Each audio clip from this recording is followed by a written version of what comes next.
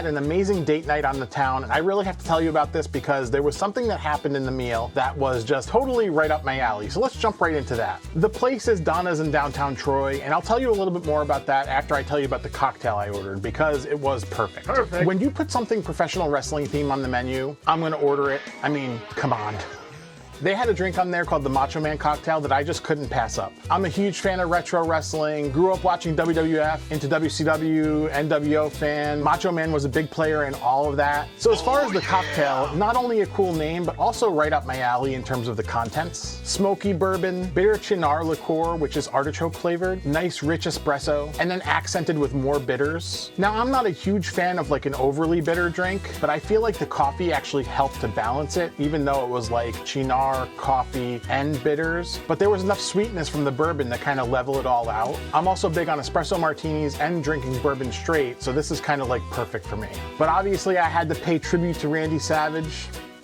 And yeah, that kind of sets the tone for this meal. Deciding on a place to eat is one of those things that's really difficult for us these days. We almost never get the chance to eat alone as a couple. We have a young kid. And just in general, just agreeing on a place to eat, it's one of those memes every couple kind of faces. But Cassie had the idea to go to Donna's because they recently changed up the menu. We also haven't checked it out in a while, I think since 2020. In terms of having a nice ambiance with a nice kitchen, nice little bar, cocktails, it seemed like the perfect thing to do when it was just the two of us. Following the success of this professional wrestling themed cocktail, scanning through the pizzas, I saw that there was a pizza called the Jabroni. Now, it was really hard to restrain myself and not order this. That one looks like a white pizza with ricotta, mozzarella, mushroom, rosemary, and crushed red pepper, but it was the bar back that really caught my eye. Vodka sauce, fresh mozzarella, andouille sausage, and sesame seeds on the crust. Now, I don't know if you've ever had sesame seed crust pizza, but it is a game changer. I remember growing up, there was a place that we used to go to only on Little League nights. It was kind of out of the way in terms of the pizzerias that we usually go to, but it was a sit-down restaurant and they used to actually stud the entire crust with sesame seeds, and I remember really enjoying that as a kid. I just love sesame overall. I think my dad, who's more of a purist, really didn't like it, but that's neither here nor there. As far as this bar back pie, there was just enough for you to taste it as you bit through, but not enough to like overpower the whole thing. It would be really hard to do so because you have a couple of really big hitters on there. You have vodka sauce, which is a very creamy sauce, nice and rich. Obviously mozzarella, which is one of those things that's kind of ubiquitous, right? And then it also had andouille sausage, which is a little bit more of like a kind of like a crumbly, nice and spicy kind of meat mash, I guess is the best way to put it. It's kind of like if you took a really soft Slim Jim and like made it a little bit bigger.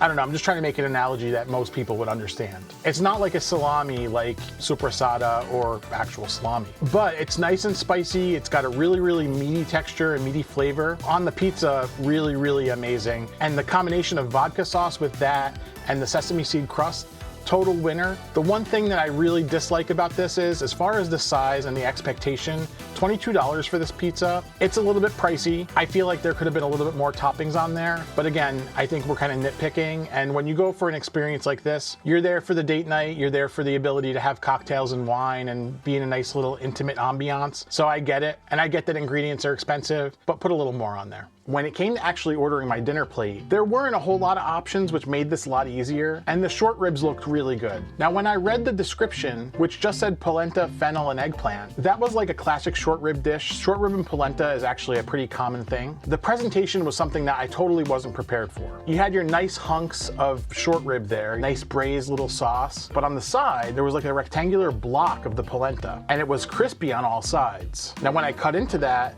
the nice creamy polenta was inside, but it was a nice solid kind of brick of polenta. Usually I'm used to seeing short ribs served over like creamy polenta, so this was definitely like a new version of the dish. Now, on top of the polenta, there was like a nice mashed roasted eggplant on top. The cool thing about this dish is, if it would have been presented as literal as the menu, really the only crunch would have come from the fennel. But in this case here, you had like the crunch of the fennel, and then you also had polenta, which brought a little bit of that crunch as well. Then there were these little crispy nuggets on there. I'm really not sure what those were, but also helped to bring some crunch to the dish. The short ribs were braised beautifully. This is the type of thing that you really can't mess up as long as you're building flavor in there, and they definitely did. There was some wine in the sauce, a little bit of tomato in there, and that little fennel salad on top really broke up a little bit of that fattiness. You need something kind of fresh and vibrant in there, and that like small anise flavor from the fennel, in addition to the crunch, brings a little bit of lightness to break up the fattiness from the short rib and also the creaminess from the polenta. Home run dish. Can't complain about it at all. Obviously, we're having a great meal here, but the entire purpose of the visit is to enjoy the company of my partner there. So we had a really good time drinking these cocktails, eating this food, sitting in this nice restaurant. But one thing that we could not negotiate on was dessert. And because there were two of us, two desserts, that's the rules. The one that I picked, coffee cake, you could never go wrong with a coffee cake. It's one of those things that back in the day, you invite somebody over for coffee, they got to bring a coffee cake. When this came to the table, actually really shocking in terms of the fact that it actually had a really hard icing on top, which I guess is customary for coffee cake from time to time. Nice little bit of streusel on there too, but it was a really thick coffee cake. Usually when you have a coffee cake like that, you'll see a line of streusel going through the middle that actually gets baked into it and breaks up the visual. I feel like that didn't happen in this case here. It's one of those things that I just kind of made mental note of that, and then as you eat through it, it kind of becomes more obvious. And here's the reason why. The streusel actually had a lot of nice spice to it,